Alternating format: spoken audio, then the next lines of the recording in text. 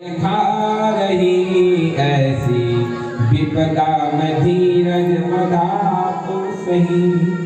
हे मेरे रोहितास, तुझे सर्प ने कैसे डस लिया बता भैया।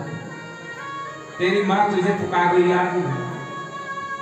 जो तो मेरे को मामा कहता था मेरे को रोटी दे, मुझे दूध दे, मुझे ये दे, मुझे वो दे, अब कौन कहेगा? मैंने छोड़ना कन्हैया, मेरे को छोड़ करके कहाँ जा रहा है? सांप ने कैसे काटा बता तो सही। तुझे सर्प ने डसा तो डसा कैसे? हे मेरे लल्ला, अब माँ माँ का बेटा, एक बात तो कह दे, कुछ तो कह देगा। मैं तो रो रो के धरणी पे बिल खा रही, मैं तो रो रो करके मेरा बुरा हाल है। मेरे बेटे मुझे बता तो तुझे क्या हो गया?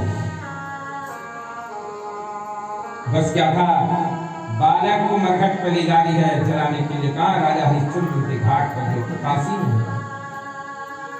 अंदर गई। राजा हरिश्चंद्र मरघट का पहरा दे रहा। जब देखा अंदर है, कहाँ जा रही है भाई? क्या प्रभु, एक बालक था ना, उसको सर्प ने डस लिया है, अब जला नहीं जा रहा। उन्हें कहा फिर ऐसा है, मैं जानता हूं तेरे दुख को जो है, पर जिस राजा ने मेरे को यहाँ रखा उसका कर कौन देगा? नहीं तो मैं भी विश्वासघात नहीं कर सकता अपने जो है राजा से, तेरे को कर देना पड़ेगा। उन्होंने कहा प्रभु कर क्या दूर का है? एक बेटा था, वो चले। राजा हरिश्चंद्र कह रहे हैं, कर के बदले में साड़ी मुझे फाड़ दे, कर के बदले में साड़ी मुझे फाड़ दे। आदि की आदि मान ये मेरा वचन, तू मेरे वचनों को मान। तू कर के रूप में तेरे पास कुछ नहीं है तो साड़ी को फाड़ करके मुझे दे दे, मैं कर स्वीकार। बेटे को रखा नीचे और सिव्या ने फाड़ी जो अपनी साड़ी और राजा हरिश्चंद्र जी को कर के रूप में दी।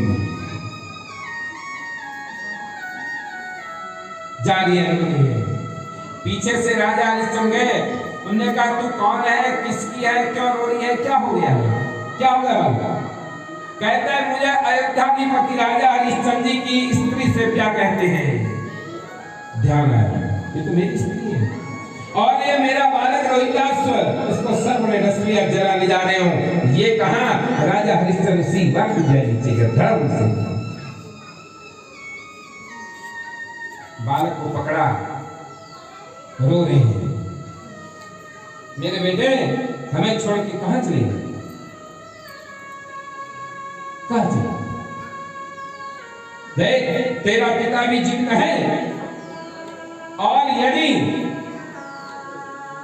बेटों के रहते पिता पहले जाए तो बड़ा अच्छा है। यदि माता पिता जीवित और बेटा पहले जाए तो बेटे फिर देश में क्या हाल होते हैं? खड़ा हो, कहां गई महाराज? गए हरिश्चंद्र घाट पे, चिता बनाई और बालक को जो है चिता के ऊपर रख दिया और गए अपने बालक के चरणों को स्पर्श कर, बेटे कभी सौभाग्य के घर से जन्म मत लेना, मेरे जैसे पापियों के यहाँ तेरा जन्म न हो। अब तुझे कोई अच्छा घर प्राप्त हो जाए। ऐसे अभागी के घर में तूने जन्म लिया,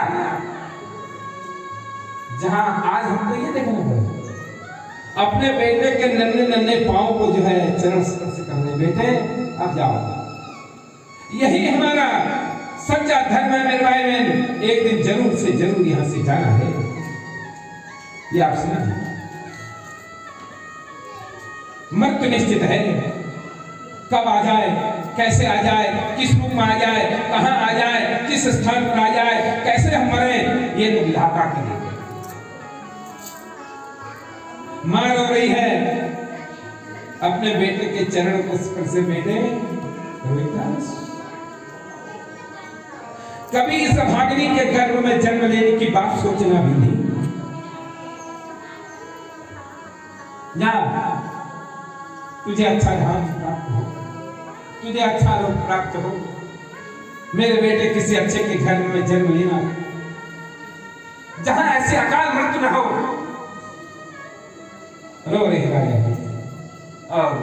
और परिक्रमा कर रहे अपने वाले। जाओ बेटे जाओ।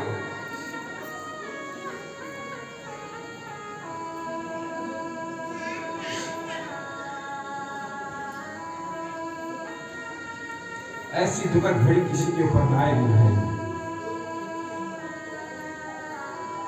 ऐसी दुखद घड़ी ना कभी भी और किसी के घर में अशुभ न हो। हम तो भगवान से ही प्रार्थना करते हैं सबका अच्छा कल्याण।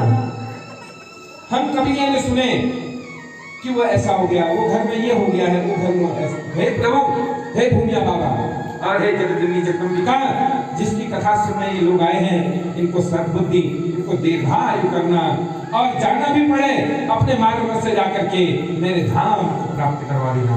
ये मैं इस नवरात्रि के पावन पर्व पर जो है इस कथा को आपसे कह रहा हूँ।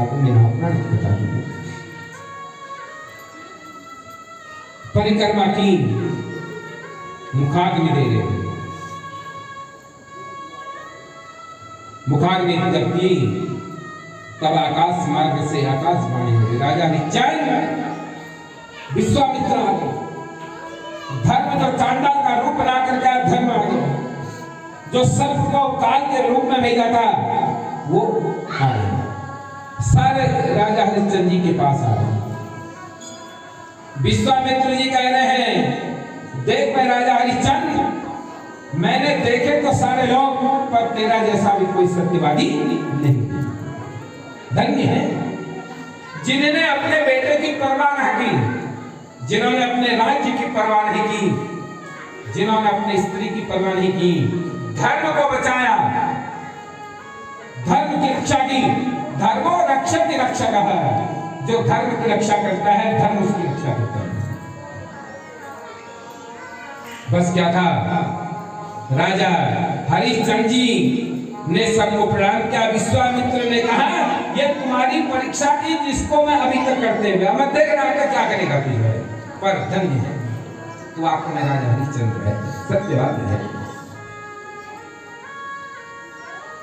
तूने अपने को बेचा, सत्या को बेचा, हिताशु को डाला, पर तो अपने धर्म से अड़िग नहीं रहा, दिख रहा जो है।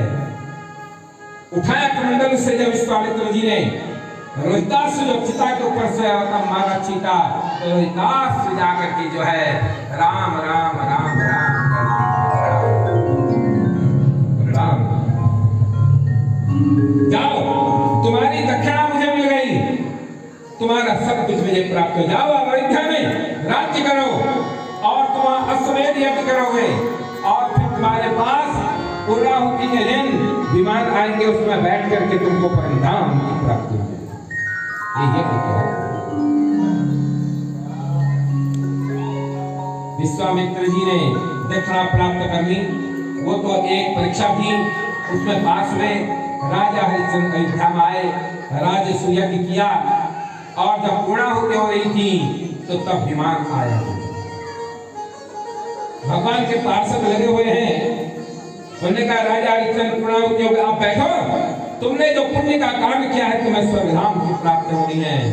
और बैठे राजा हरिश्चंद्र जो है अपने पुत्र रोहितासु को अयोध्या का राज्य देकर के और अपना जो है परमधाम हरिश्चंद्र परमधाम और स्वर्ग की प्राप्ति की।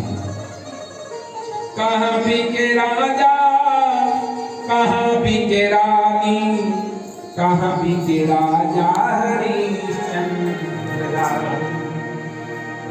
कहाँ भी के राजा, कहाँ भी के रानी, कहाँ भी के राजा हरिश्चंद्र। सहल भी के ललना, महल भी के रानी, मरघट पर राजा हरिश्चंद्र। राजा हरिश्चंद्र की सुन लो कहानी, काशी में बिकने चले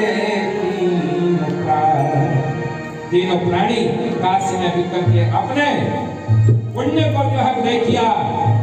इसीलिए प्रार्यते त्वदस्थानम् समस्ते जयमुनिर्भुवि तदागवारिश्चन्द्र स्थानं पुण्यं कृतम्।